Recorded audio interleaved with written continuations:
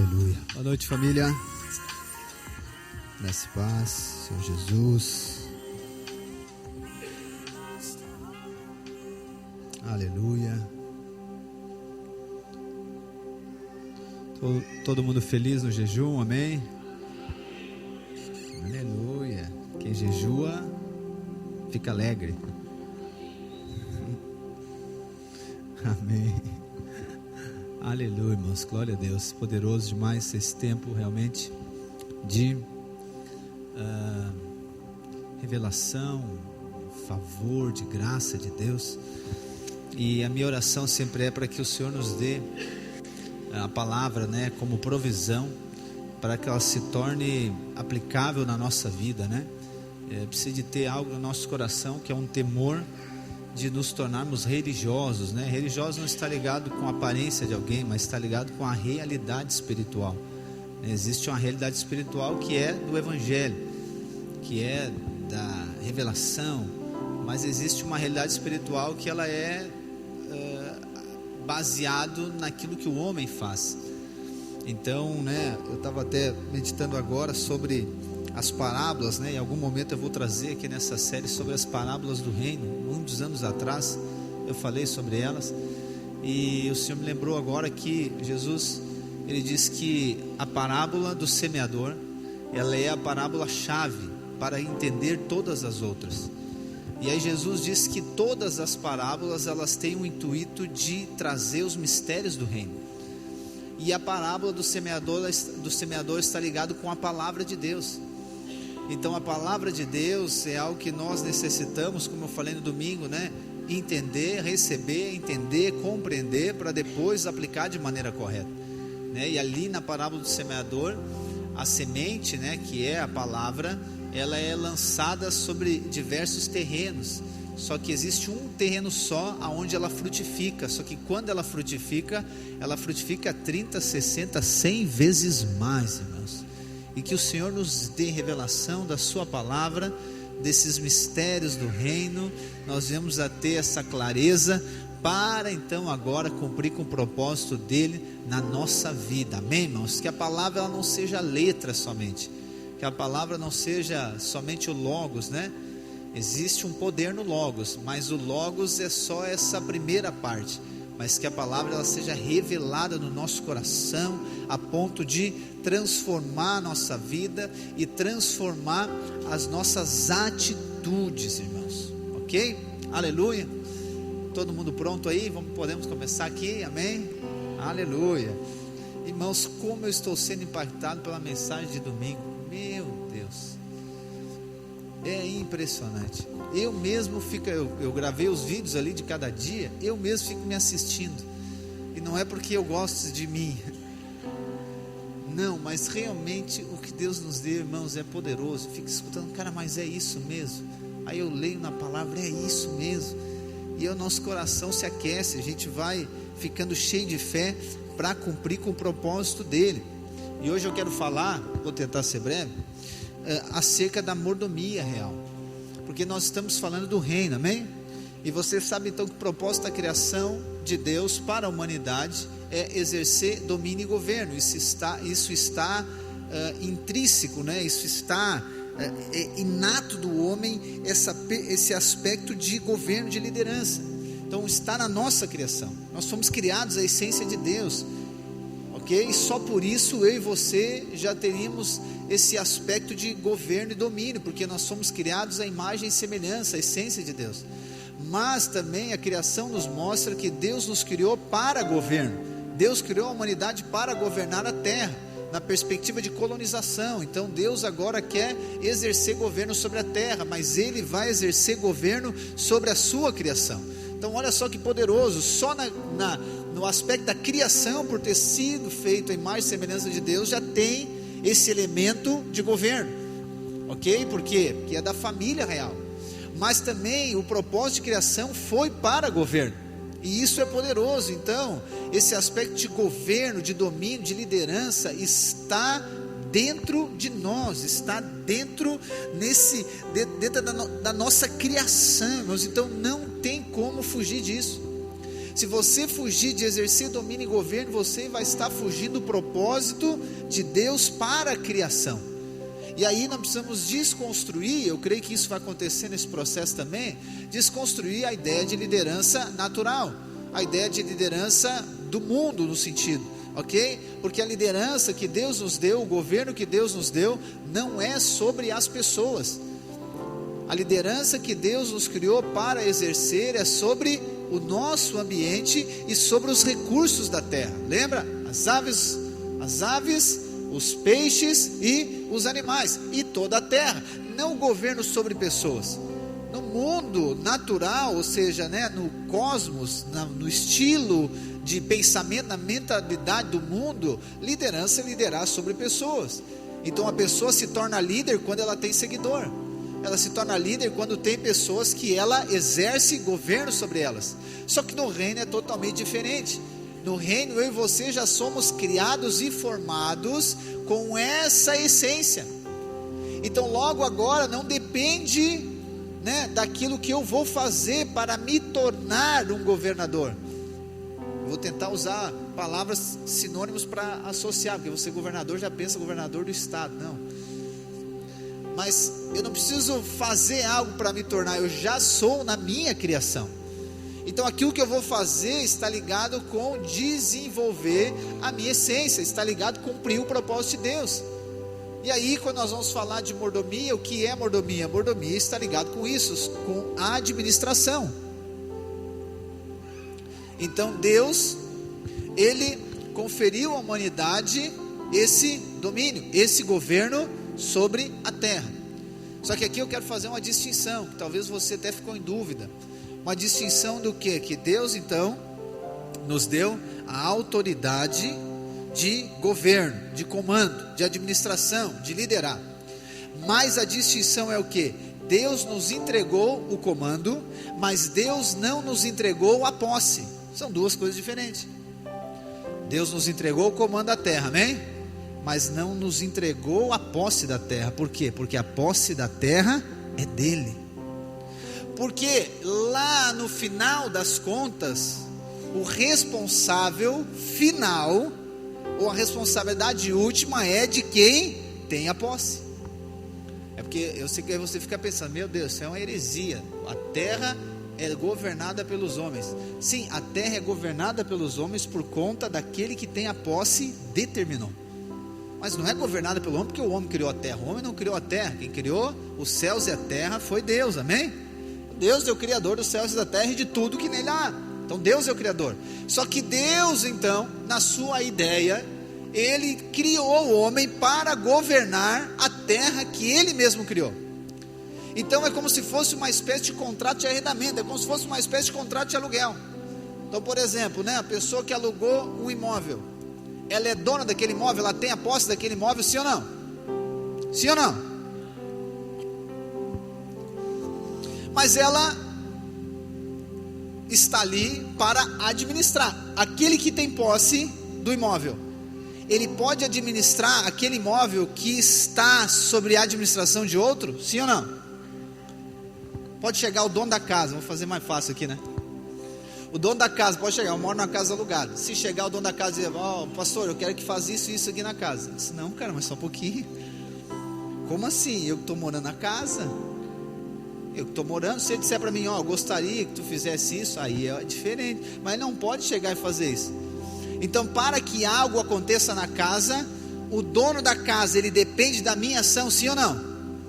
Sim ou não? Você já começou a entender um pouquinho como que funcionam as coisas aqui na terra. Pastor, quer dizer que Deus depende de mim para fazer algo na terra? Começamos a chegar. Você não fizer, Deus não vai fazer. Por quê? Porque nós fomos colocados pelo próprio Deus como administradores da terra. E Deus, irmãos, Ele é tão fiel. Deus é fiel à sua palavra. Sabia que a palavra de Deus está até acima do nome dele? A palavra, ele não pode ir contra. Então quando ele deu a palavra, por isso que você precisa de ter a revelação da palavra e crer na palavra. Quando Deus deu a palavra no seguinte, nós lemos domingo, lembra? Que eles, ou seja, a criação, dominem sobre a terra, ponto. Deus falou, é eles que vão dominar. Deus não falou na Trindade, Deus não disse assim: nós vamos dominar. Não, eles vão dominar. Então Deus deu a sua palavra, que o homem iria dominar sobre a terra. Então Deus não pode ir contra ele mesmo. Por quê? Porque ele é fiel àquilo que ele falou.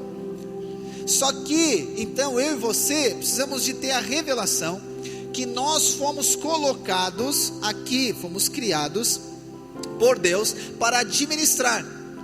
Então nós somos o governante, mas aquele que tem a posse é o próprio Deus. Então logo nós administramos aquilo que é de Deus.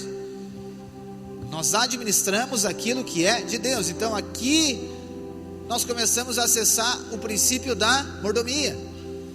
Então o que é a mordomia? A mordomia está ligado com administrar aquilo que não é dele, aquilo que é de outra pessoa.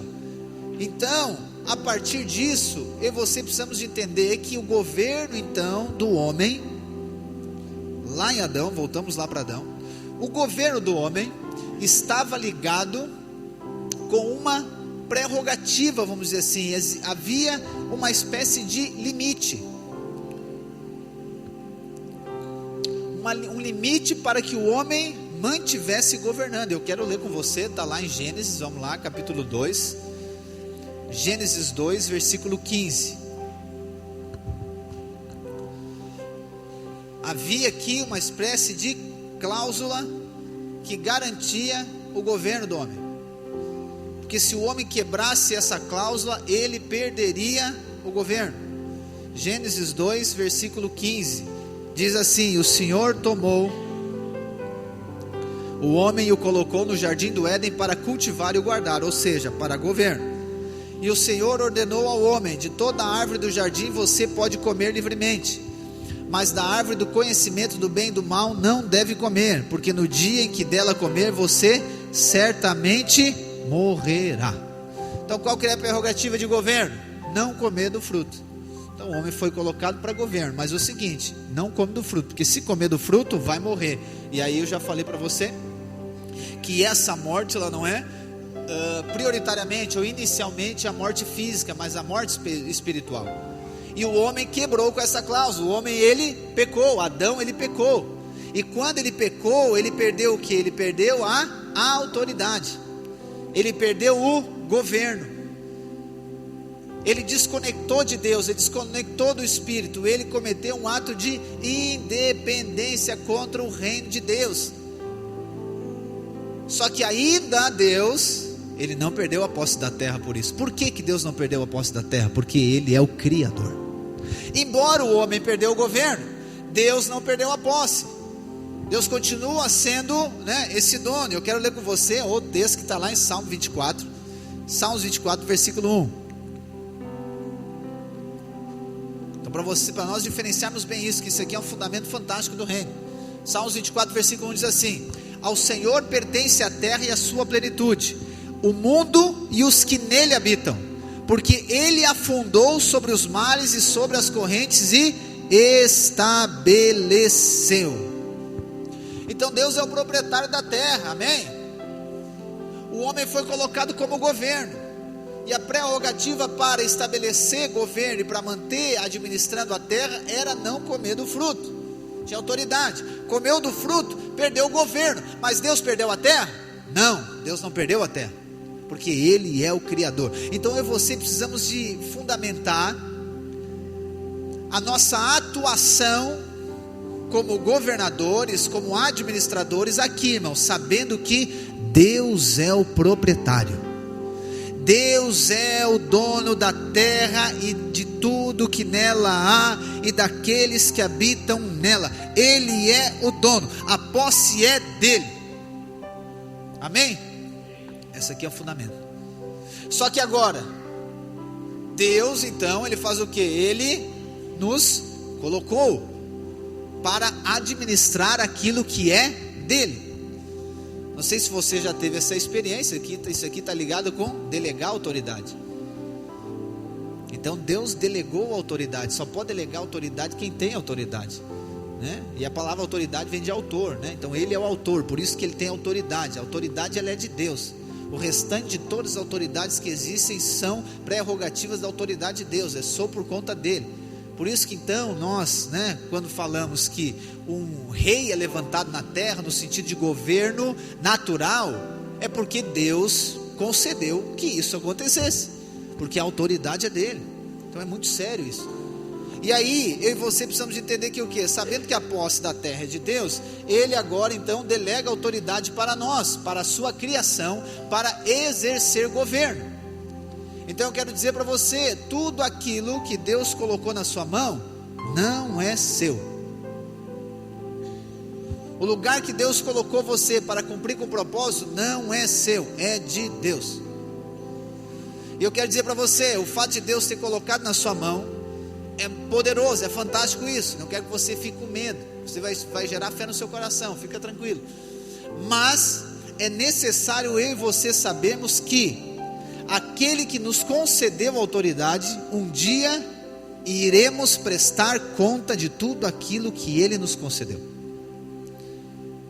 Então isso aqui é o que eu e você precisamos de pensar, irmãos. Precisamos de pensar, pastor, mas o que Deus colocou na mão? Essa é um dos aspectos.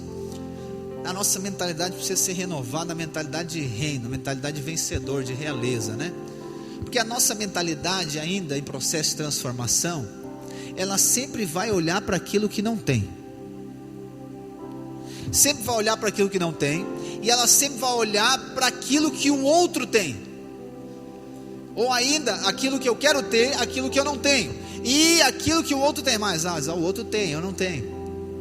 Mas essa forma de pensar, o que acontece? Ela faz você desprezar aquilo que você tem na sua mão. Você fica cego para aquilo que você tem. E aí você não consegue o quê? Exercer governo. Não consegue exercer domínio. Mas eu creio que hoje o Espírito Santo vai trazer para você revelação, para que você perceba que Deus colocou algo em sua mão. Deus deu algo para você governar. Deus deu algo para você administrar. E aí eu quero ler com você a parábola dos talentos. Vamos lá em Mateus 25, 14. Porque Jesus ensina essa parábola porque ela é acerca do reino. Mateus 25, versículo 14. Você conhece essa parábola, nós vamos ler toda ela. Diz assim: pois será, está falando do reino. Pois será como um homem que, ausentando-se do país, chamou os seus servos e lhes confiou os seus bens. A um deu 5 talentos, a outro deu 2 e a outro deu 1, de acordo com a capacidade de cada um deles, e então partiu. O servo que tinha recebido 5 talentos, saiu imediatamente a negociar com eles e ganhou outros 5. Do mesmo modo, o que tinha recebido 2 ganhou outros 2. Mas o servo que tinha recebido 1 talento, saindo, fez um buraco na terra e escondeu o dinheiro do seu senhor. Depois de muito tempo, o senhor daqueles servos voltou e fez um ajuste de contas com eles. Aproximando-se o que tinha recebido 5 talentos, entregou outros 5, dizendo: o senhor me confiou 5 talentos, eis aqui outros 5 que ganhei. O senhor disse: muito bem, servo bom e fiel. Você foi fiel no pouco, sobre o muito o colocarei.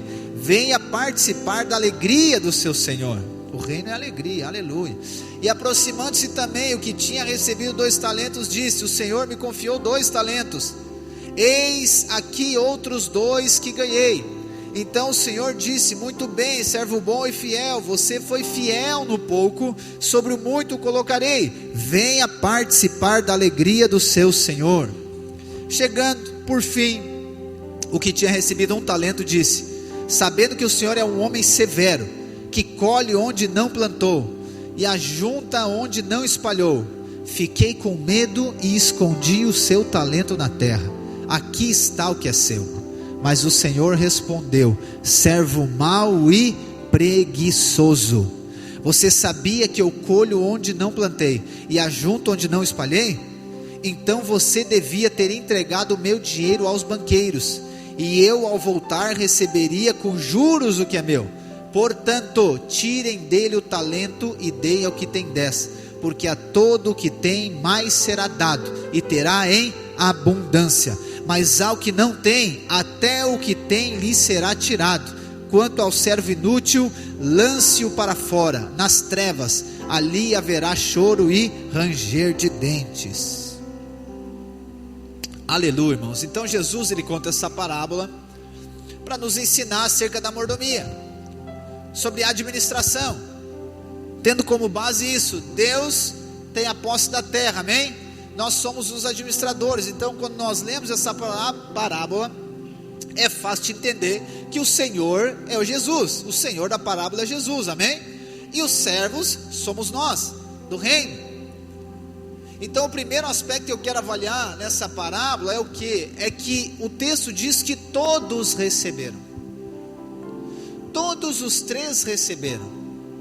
Então a partir disso, eu e você precisamos de compreender, precisamos de estar convencidos pelo Espírito e pela palavra de que todos nós recebemos alguma coisa, independente da quantidade. Tem um que recebeu 5, outro recebeu 2 e outro recebeu 1, mas todos nós recebemos.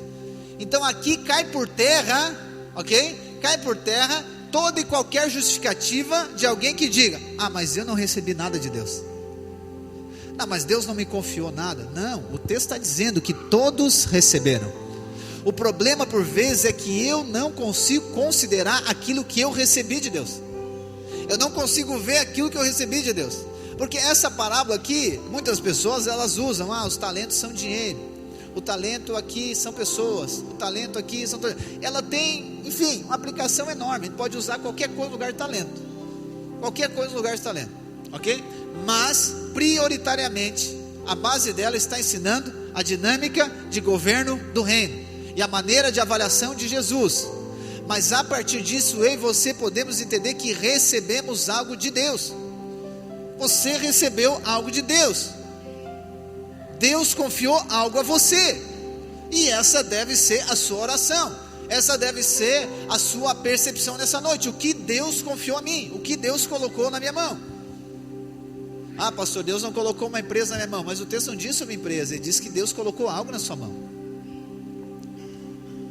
Deus colocou a sua vida na sua mão. Não? Sim ou não? Gostei muito de um candidato a prefeito de São Paulo, que ele disse para outro candidato: como que tu vai cuidar da saúde das pessoas se não cuida da tua? Irmão, eu fiquei pensando, é verdade. Essa é visão de reino. Então Deus deu para você. Por exemplo, você é um espírito, tem uma alma e habita no corpo, amém?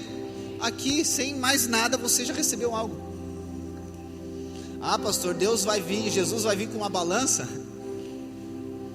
vai fazer teste de avaliação, Uriel, o que tu acha? Percentual de gordura? Não vamos ser extremistas. Mas eu acredito que isso faz sentido.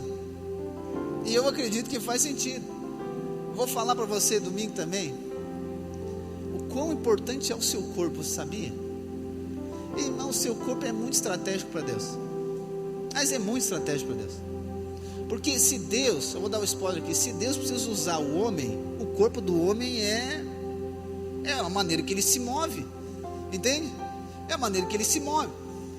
Então, eu e você precisamos entender que Deus nos deu algo, amém? Esse é o primeiro ponto. Então todos nós recebemos algo de Deus. Então Deus deu para o seu corpo. Você quer casar, Deus deu ao seu marido essa bênção, sua esposa, aleluia, seus filhos, Deus colocou na sua mão. Deus deu um trabalho para você, Deus deu uma empresa talvez para você, não é sua, é dele, mas ele colocou na sua mão. Deus deu habilidades para você, não é sua, é dele, mas ele colocou em você. Deus deu irmãos para você, uma família, uma igreja, os irmãos. Deus deu um GC para você. E aí você precisamos saber, ok, que tudo que nós recebemos vai ser prestado conta. Eu sei que a mentalidade, né, do mundo, e aí vou usar aqui a mentalidade de escravo, a mentalidade do reinado da morte, é ficar se menosprezando o tempo todo, é ficar olhando para si com os olhos né, satânicos e malignos. Eu não sei, eu não consigo, não dá certo para mim, eu acho que eu não vou conseguir, eu não recebi nada. Se eu tivesse sido assim, se meu pai fosse assim, se a minha mãe fosse assim, se eu tivesse mais dinheiro, se eu tivesse um carro, se eu tivesse 2 carros, se eu tivesse aquilo, se eu tivesse aquele outro, aí seria ok. Mas esse falar, ele é um falar que está depreciando a criação de Deus, e é um falar que não consegue perceber aquilo que recebeu na mão. Irmãos, como nós, né? Eu vou me incluir nisso aqui. Como nós, cristãos, filhos de Deus, temos o hábito inconsciente de desprezar o que Deus nos dá. Desprezar o que Deus nos dá. É porque eu acredito que isso, eu estava pensando, está ligado, não é com a pregação da graça num primeiro momento, mas é aquela coisa, né? Quando você vive num ambiente aonde você recebe tudo em todo o tempo, você cresce no sentido mal acostumado. Vamos pegar uma criança, ok? Uma criança, quando era criança, você tinha o quê? Um par de tênis, não era? Eu tinha um par de tênis, um quichute, que era para jogar bola, né? Os irmãos do quichute estão aí.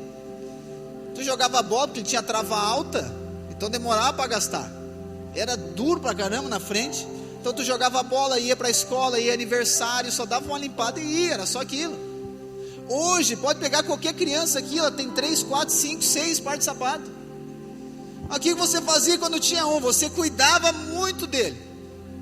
Meu Deus, não deixava jogar bola, chutava tudo que tinha pela frente, que era que chute, né? Mas aí você vai vendo que às vezes essa facilidade, né? Essa facilidade, não é facilidade a palavra, mas enfim, esse aspecto, ele tende a desvalorizar o que tem. Então por quê? Porque tem muito. Então por ter abundância, eu deveria valorizar mais. Concorda comigo, sim ou não? Mas não é o que acontece. Por ter abundância, valoriza menos, porque aquilo já se tornou normal, já se tornou comum. Por exemplo, né, você está com a Bíblia aí na sua mão, se não está no seu telefone, mas na sua mão. Tem um vídeo que rola na internet há anos, né, dos cristãos recebendo a Bíblia na China. Eles choravam quando via a Bíblia, choravam. Mas eu e você passamos por cima da Bíblia, deixamos lá Salmo 91 aberto em cima da estante. Então, cara, não estou nem aí, porque há um desprezo que é inconsciente. Você não despreza de maneira consciente, mas há um desprezo de maneira inconsciente. E aí eu e você vamos buscar sempre a busca daquilo que não tem, sempre a buscar aquilo que não tem. Mas preste atenção, a mordomia do reino, ela não está ligado com buscar aquilo que você não tem. A mordomia do reino está ligado com você ser fiel com aquilo que você já recebeu. Porque a dinâmica é essa: se você é fiel com aquilo que você recebeu, Deus vai fazer o quê? Vai multiplicar. Então olha só que poderoso isso. Então eu quero um outro carro, mas como que eu e você cuidamos do carro que nós temos? Eu quero uma outra casa, como que eu cuido da casa que eu tenho? Eu quero crescer, eu quero avançar, ok, mas o crescer e avançar, ele é consequência da maneira que você trata com aquilo que você tem, que Deus colocou na sua mão.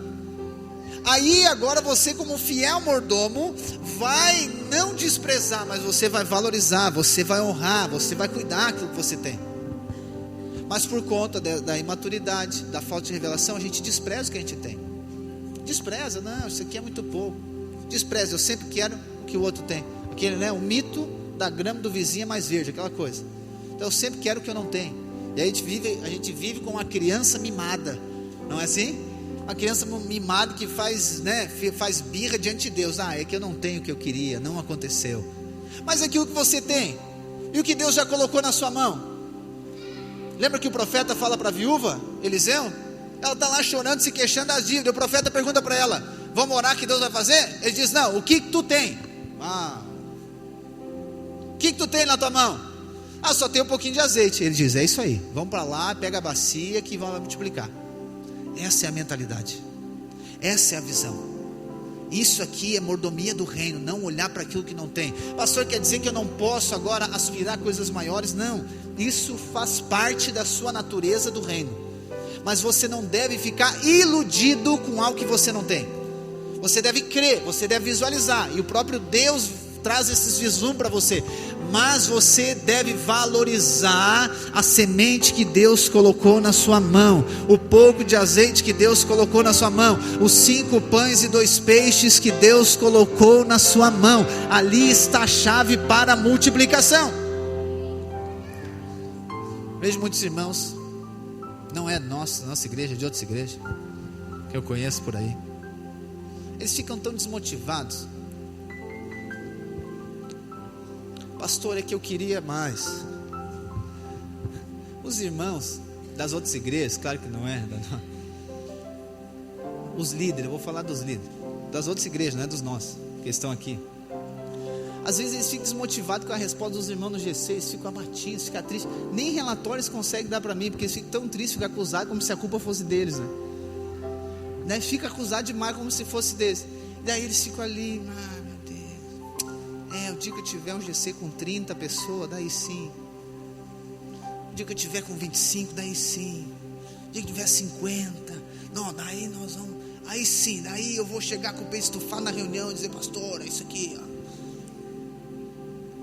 Mas, ok, glória a Deus, ele precisa orar e crer. Eu vou falar sobre a multiplicação agora. Mas por outro lado, ele acaba esquecendo aquilo que está na mão dele. E não é só por esquecer, ele fica acusado, ele fica condenado, por como se fosse uma culpa dele. E aí ele já anda de cabeça baixa, já fica assim. Isso acontece nas empresas, acontece lá. Pastor, eu queria que minha empresa estivesse bombando, eu queria que estivesse fluindo, porque eu nasci para domínio e governo, mas agora não está acontecendo. Irmãos, tudo aquilo, preste atenção, tudo aquilo que você esteja passando, ou eventualmente vai passar, em relação a escassez, é só um tempo. É só um tempo, é só uma fase, ela vai passar. Pastor, eu estou orando, eu estou enfermo. Eu quero dizer que você está enfermo, você não é enfermo, é só uma temporada, é só um tempo, vai passar esse tempo. Só que aí, quando você começa a olhar para você, é uma perca de tempo tremenda, porque você não consegue avançar. Imagina só, né? Você está lá no seu GC, só tem 3 pessoas. Ah, pastor, meu Deus. Só que quem está lá é o apóstolo Paulo, Pedro e João. Ah, pastor, daí sim, né? Daí 3 dá. Pois é. Imagina olhando para Jesus, a multidão toda seguindo ele. Toda a multidão seguindo ele. 5.000, 10.000 pessoas arrastando, tentando arrastar ele. Mas ele dizia, não, só um pouquinho. Ele chamava só 12. Aí Jesus de 12, a igreja dele vai para 70. 70 vai para 100 e poucos. Quando está 100 e poucos, ele diz, não, está muito grande. Aí você lê João capítulo 6. Ele dá uma palavra, uma pegada. Ó, vocês querem pôr em peixe, vocês não querem me seguir nada. E aí ele diz, não, é muita gente, eu quero menos gente. Que estranho, né? Que interessante isso, se a gente parar para pensar. É que o problema é que você mensura sucesso, você mensura a bênção de Deus pelos números. A mentalidade do reino não está ligada quando você mensurar prosperidade através da sua conta bancária. Não mensure, não faça isso. A pergunta deve ser o contrário: quanto que a sua prosperidade tem gerado impacto? O reino está ligado com impacto, está ligado com influência. Não é a quantidade, mas o quanto que talvez a pouca quantidade está impactando. O quanto que gera impacto, o quanto que influencia, o quanto que toca. No final de tudo está ligado com pessoas, sim. Mas o fato, todos nós recebemos, amém, irmãos? Segundo aspecto aqui, todos receberam, mas o texto diz que eles receberam conforme a capacidade. Olha só que interessante. Cada um recebeu segundo a capacidade. E essa palavra capacidade no original grego, ela é dunamis, que quer dizer poder espiritual. Então cada um recebe de Deus segundo o poder espiritual que ele tem, ok? Mas o fato que você recebeu, só que essa questão aqui do poder, irmãos, é que é interessante. Eu fiquei pensando, com base na criação, se Deus então nos criou para exercer governo e domínio, e nós já sabemos também do desfecho da parábola, isso aqui nos ajuda muito, né? Porque no desfecho da parábola nós entendemos que, embora o Senhor, que é Jesus, ele não pediu para os servos multiplicarem, mas você deve concordar comigo que o que ele queria é que multiplicasse, sim ou não? Você vê o final, quando ele entrega o talento, ele não diz, vai lá e multiplica, ele só entrega, ele só dá, segundo a capacidade de cada um. Só que no final nós vemos que por conta, né, do juízo, do julgamento, o que ele queria é que multiplicasse. Só que quando a gente vê que essa palavra que recebeu segundo a sua capacidade é poder, mas poder para quê? Poder para multiplicar. E isso eu quero ler com você lá em Gênesis, nós lemos o 26, 27, mas eu quero ler o 28 com você, que é a continuação da criação. Gênesis 1, 28 diz, depois, né, de Deus criar imagem e semelhança, Deus diz, e Deus os abençoou e lhes disse, sejam fecundos e multipliquem-se, encham a terra e sujeitem-na, tenham domínio sobre os peixes do mar, sobre as aves dos céus e sobre todo animal que rasteja pela terra. Então, você não foi como se fosse pouca coisa, né? Criado somente a imagem, semelhança, essência de Deus para exercer governo. Eu e você fomos criados por Deus, formados por Ele, com uma capacidade de multiplicação de tudo aquilo que Ele coloca na nossa mão, irmãos. Isso aqui é uma sentença de propósito. Imagina, Deus não, vamos supor que eu e você fôssemos uma máquina, né? Ou o robô lá do Elon Musk.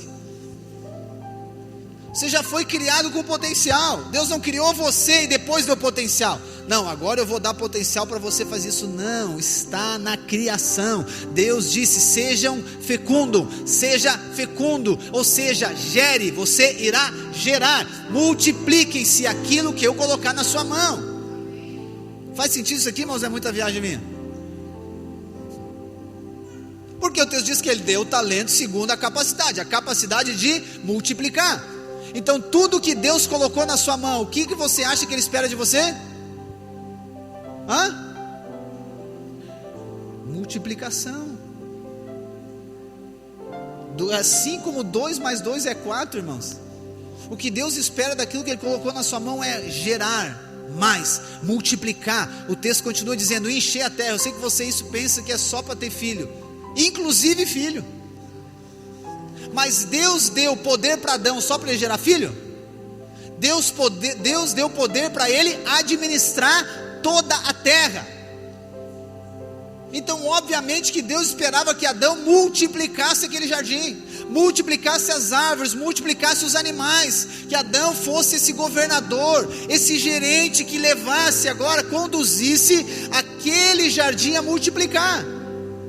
É que quando nós pensamos aqui em mordomia, em governo, a gente acha que é guardar. Só que essa parábola mostra que aquele de 1 talento, o que ele fez? Ele guardou. E o que Jesus disse para ele? Mau e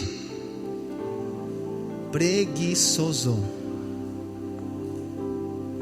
Não olha para o lado. Mas eu acho que eu não tenho potencial. Não é isso que o texto está dizendo. Que você recebeu segundo a capacidade. Você recebeu segundo a capacidade. Então, se Deus deu um casamento para você, multipliquem-se, aleluia. Se Deus deu um negócio para você, multiplica. Se Deus deu uma habilidade para você, multiplica. Se Deus deu um dom para você, multiplica. Coloca em prática isso. Se Deus deu uma ideia para você, multiplica isso. Se Deus colocou você numa posição, se Deus colocou você numa posição de liderança, multiplica aquilo que Deus colocou na sua mão, multiplica. Porque eu e você prestaremos conta de tudo, irmãos. Porque faz sentido ou não faz? Com o seu filho, como é que você faz? Você dá condição para ele. Você vai lá, dá condição para ele estudar, por exemplo, toda a condição que ele precisa para estudar. Você agora querer ver o caderno dele, dizer que está bom, ou dizer que não está bom, é muito opressor isso, não? Chegar no final do ano, você exigir que o seu filho passe de ano, dando toda a condição para ele estudar, é muito opressor isso, não? Então a mesma coisa, Deus nos dá poder, autoridade, o seu espírito, e colocar coisas na sua mão. No final de tudo, ele chegar para prestar conta, não, Deus, daí é injustiça. Por quê? Se ele deu para você. O problema nosso é que a gente prefere acreditar na mentira satânica, na sua mente, de que você não é nada, que você não é ninguém, não recebeu nada. E aí toda vez que você quer fazer algo, você acha que é da sua cabeça. Não, irmãos, aqui essa parábola está dizendo como que é o reino. Eu e você prestaremos contas, e aqui é o próximo aspecto. Nós precisamos considerar, irmãos, que nós vamos prestar conta de tudo aquilo que Deus colocou na sua mão, na nossa mão. 2 Coríntios 5,10, porque é necessário que todos nós compareçamos diante do tribunal de Cristo, para cada um receber segundo o bem ou mal que tiver feito por meio do seu corpo. Hoje a geração, gospel, não, a geração toda, não é só gospel,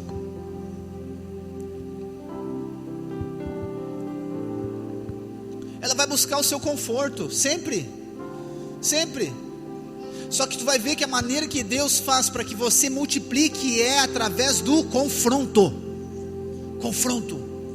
Deus vai confrontando você. Eu sei que talvez confronto você acha que é uma palavra ruim, mas é a maneira que eu e você avançamos. É quando Ele confronta você com a palavra, com essas verdades, dizendo para você, que você recebeu, você foi criado com potencial, você recebeu o potencial, Ele colocou algo na sua mão. É isso que Deus está falando para mim e para você hoje. O que eu e você temos feito com aquilo que Ele colocou na nossa mão?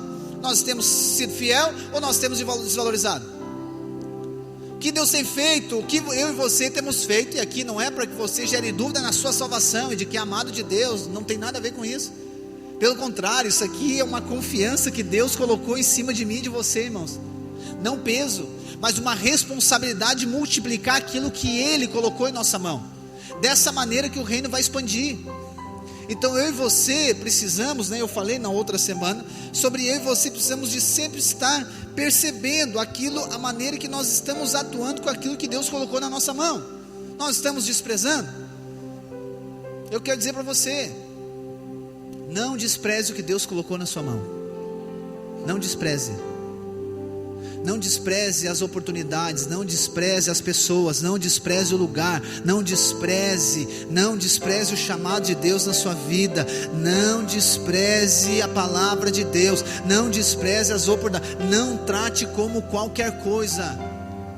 Irmão, se tem uma coisa que Deus trata a sério aqui na figura de Jesus como o Rei e Salvador, é a questão do reino, irmãos. É a questão do reino. E eu e você estamos aqui nesse tempo para sermos aperfeiçoados.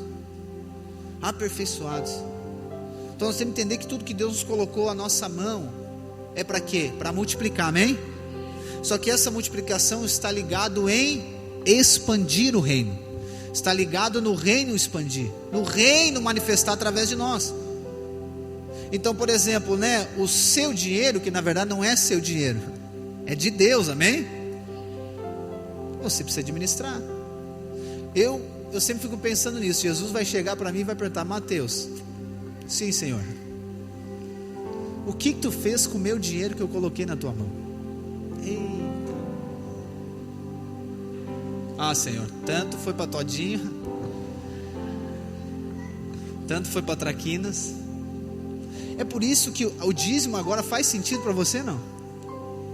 Você acha que dízimo é religioso? Irmãos, é o rei, é tudo dele. É tudo dele. Ele colocou na sua mão. Ele disse: não, só me dá aqui os 10%. Como alguém. Isso aqui, na verdade, os 10% diz uma declaração de que ele é o dono de tudo, Ele tem a posse, mas está na sua mão. Como que você investe o dinheiro, os 90% que sobram? Sabedoria, no reino de Deus. A sua vida, o seu tempo, o seu serviço. Dedica-se muito ao seu trabalho, não dedica-se à sua casa, ou não dedica, enfim, à igreja, ao reino. Não, Não, você vai servir, não, eu gosto de ser servido. Servir eu não gosto muito. Eu gosto de, né? Eu gosto, que nem a irmã que tinha, que eu sempre brinco, né? Dia de Marta ou de Maria. Ela disse, hoje eu estou dia de Maria. Ela sempre estava no dia de Maria, nunca eu peguei ela no dia de Marta. Eu nunca servi. Então talvez você veja agora com outros olhos a maneira de você servir os irmãos lá no GC, de você servir no encontro, de você servir no prédio, servir tudo. Está entendendo? Faz sentido aqui, irmãos, não está fora? Deus colocou você com oportunidades. Deus deu oportunidades para você, irmãos. O que me dói no coração muitas vezes é quando pessoas desprezam oportunidades. Irmãos, isso me deixa assim. Elas desprezam a oportunidade, elas jogam fora a oportunidade. Obviamente é inconsciente, porque ela está com algum tipo de crise, algum tipo de problema. Então ela despreza aquilo que Deus colocou na mão dela. Porque eu sei, isso aqui é uma questão de reino, como que vai ser tratado. Então o ajuste de conta acontecerá. Mas para finalizar, irmãos, vamos pegar esse irmão de um talento, porque ele foi o único reprovado. E eu acredito que o fato dele ter aquela atitude foi por conta de ele não ter revelação do reino. Ele tinha a revelação de Jesus. Eu vou mostrar para você, porque lembra que ele fala de Jesus? Ele diz para Jesus assim, Senhor, eu vou ler o texto aqui, né? Ele diz,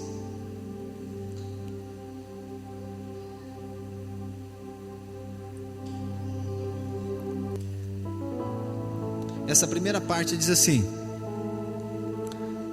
chegando por fim o que tinha recebido um talento, disse, sabendo que o Senhor é um homem severo, que colhe onde não plantou e ajunta onde não espalhou. Isso, sabendo que o Senhor é um homem severo, que colhe onde não plantou e ajunta onde não espalhou. Essa era a visão que ele tinha de Jesus. Aí eu quero perguntar para você, você vai escandalizar agora. A visão dele estava certa ou não? Sim ou não? A visão dele estava errada? Será que ele estava errado? Jesus corrigiu ele por causa disso? Não. Jesus disse, não, eu não sou severo, eu não junto onde não espalhei. Jesus corrigiu ele? Jesus disse, tu sabendo que eu sou um homem severo, tu sabendo que eu sou assim, tu ainda não teve uma atitude.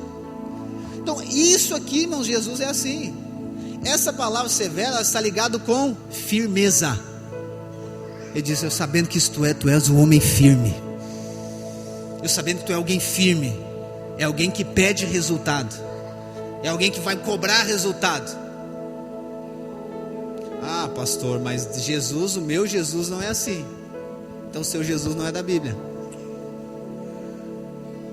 Só que essa severidade de Jesus não anula o amor dele. Não tem nada a ver, o amor, ele continua amando você. E aí a Bíblia diz o que? Sobre o pai, o que o pai faz? Quando ele ama o filho, o que ele faz? Não fala nada? Você é severo com seus filhos, sim ou não? Deve ser, porque você ama os seus filhos. Então o amor de Jesus conduz ele a ser firme, ser severo.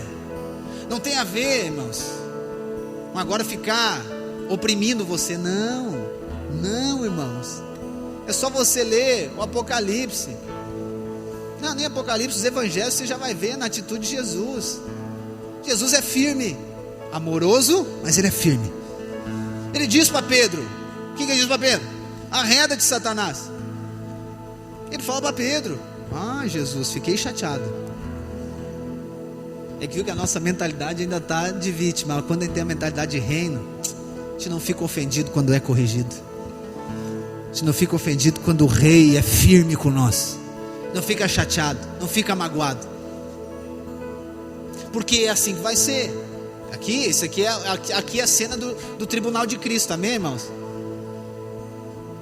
A vontade dele é que eu e você venhamos a receber recompensa, como foi os outros dois. Mas aqui mostra então, a partir disso, irmãos, que ele tinha revelação de quem era Jesus. Ele tinha revelação, sim ou não? severo, ele sabia, mas ele não tinha revelação do reino. Não tinha revelação do reino, porque o problema foi o que ele fez a partir de ter essa revelação de Jesus. O texto diz que ele fez o que? Ele ficou com medo e escondeu o talento. E a minha pergunta é: isso te lembra alguém? Não?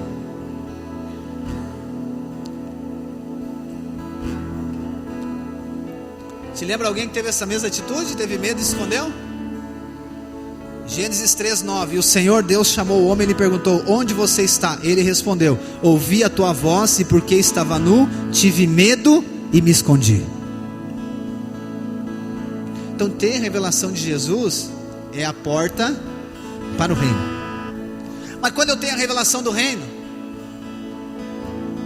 eu não tenho medo e me escondo. Essa revelação do reino, ela faz com que você não viva mais na base do medo.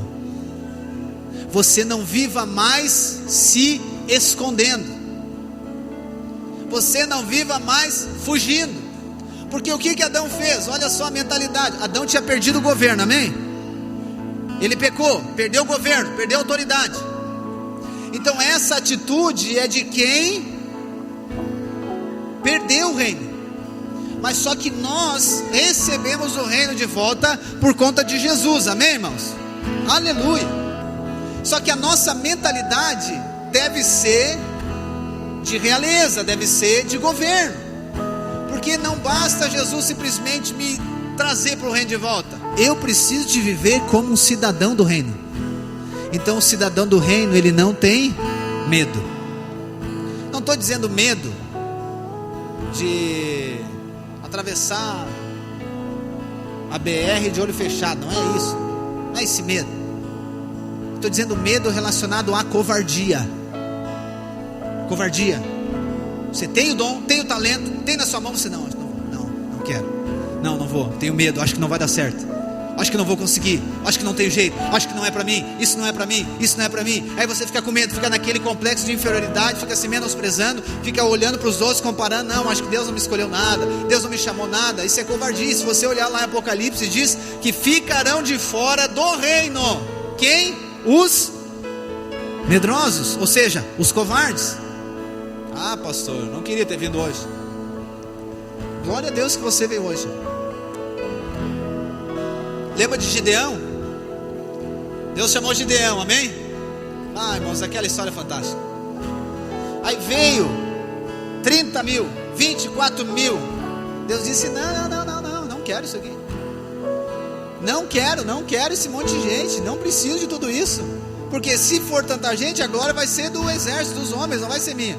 Aqui que Deus faz? Vamos cortar essa galera.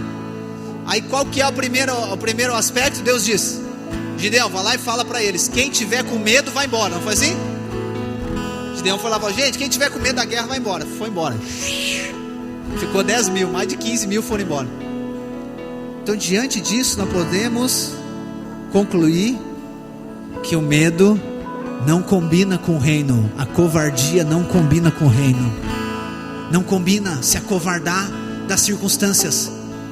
Não combina se acovardar das situações. Não combina fugir das oportunidades, fugir daquilo que Deus falou para você. Eu sei que parece, irmãos, parece que isso é, sabe, tem uma questão de, sabe, de zelo, até de humildade para alguns. Fugir do enfrentamento. Não fuja. Não fuja dos enfrentamentos. Não fuja dos desafios. Também não fuja das oportunidades. Não fuja daquilo que Deus está propondo para você. Não fuja: ah, pastor, mas eu acho que eu não consigo. Você já devia começar sabendo que não consegue, que é só a graça de Deus, irmãos. Ponto. Mas você precisa saber que nele nós podemos todas as coisas. Por conta que há um mandato sobre você, de autoridade, de governo. E aí nós vamos ver hoje, ainda bem que está escuro, vou falar dos irmãos aqui, não dos irmãos, de outros irmãos. Uma geração de homem fraco.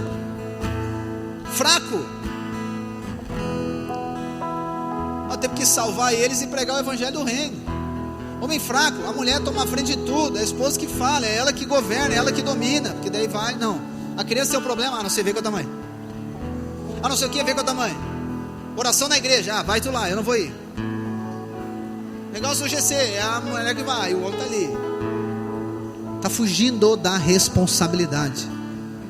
O homem é o cabeça daquela casa. Deus instituiu representante. Não tem a ver com agora ser grosseiro e tal, antipático, não. Tem a ver com ser firme como Jesus e ser amável como Ele. Antigamente, como é que funcionava, né? Quando um adolescente estava apaixonado pelo outro, como é que funcionava? Antigamente o menino ia falar com a menina, não era assim? Irmãos, até isso mudou hoje. É as irmãs que tem que falar para os caras, eles não se ligam. Não é assim? Ou eu estou mentindo? É elas que tem que falar, meu Deus do céu, cara. Ela que tem que ser conquistada, ela tem que conquistar. Daí é outra pregação, aí meu Deus, aí o problema também está com elas. Porque se você tiver que conquistar ele, esquece, já nem começa nada. Porque a mulher é conquistada. Eu vou conquistar ele, mas não perde tempo, não vai dar, nem começa, o que não vai dar certo. Aí está entendendo que por conta disso aqui, irmãos, foi tirando essa masculinidade, foi tirando esse posicionamento do homem, esse senso de proteção, de provisão, de rei da floresta. Daqui que vem o rei da floresta, irmãos, é porque Adão era o rei da floresta, aleluia. Tudo está na Bíblia, entendeu? Aí o homem é fraco. Não, Deus fez você para governo, para domínio, você que toma a frente, você que é o homem daquela casa, é você que corrige os filhos no final, é você que diz como tem que fazer.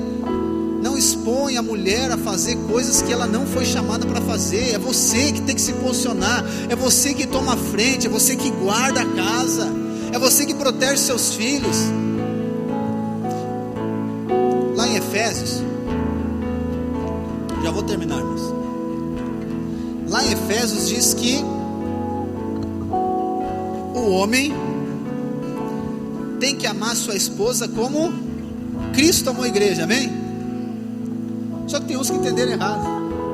Eles querem amar a igreja como Cristo amou, mas o texto diz que é para amar a esposa como Cristo amou a igreja. Então, para pegar um modelo de Cristo, como Cristo amou a igreja, desse jeito, morreu por ela, é como ele tem que amar a esposa dele. Aí uns eles querem amar a igreja e não amam a esposa. Eles não entenderam o texto, é muito fácil de compreender. Nós fomos chamados para governo, nós fomos chamados para domínio, irmãos. Deus colocou algo na sua mão, Deus confiou algo a você. Não fuja, não fuja, não fuja, não se acovarde. Hoje Deus vai trazer para você, seja uma inspiração de fé, que seja algo dentro de você, vai mudar algo na sua vida, entende? Você precisa se posicionar em fé. Pastor, mas aí a pessoa vai se tornar independente de Deus. Esquece, não vai. Se você tem a perspectiva correta, não vai.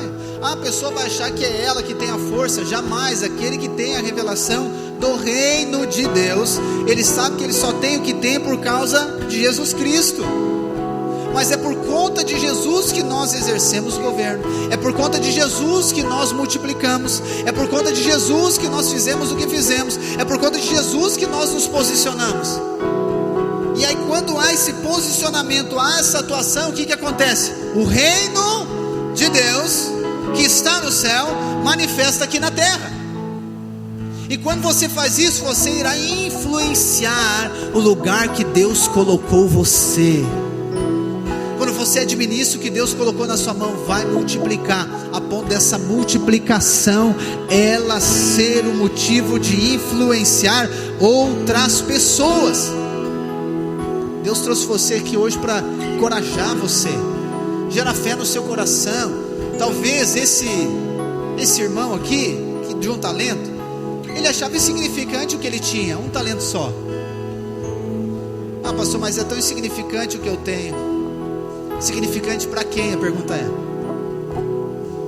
para Deus? Deus colocou na sua mão é porque há uma confiança de que haverá multiplicação. Pastor, mas eu estou orando. Não, a partir disso aqui você não precisa nem orar. Você precisa agir.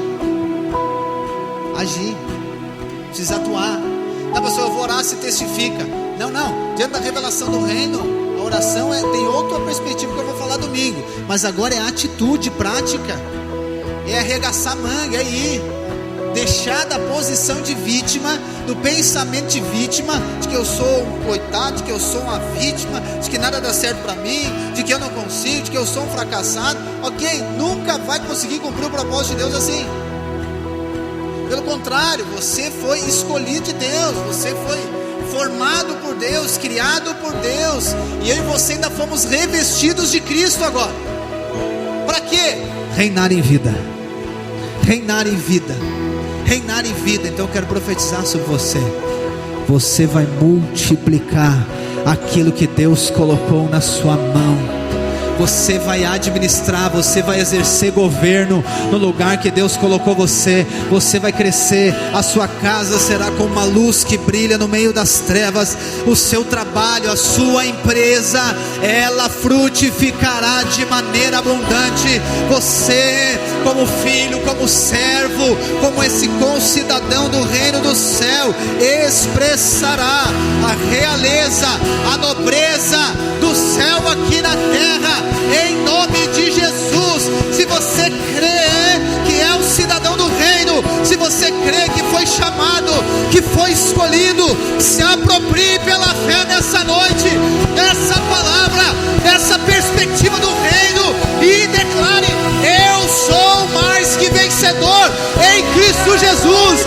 Eu fui chamado para reinar, eu fui escolhido para impactar a terra com a cultura do céu.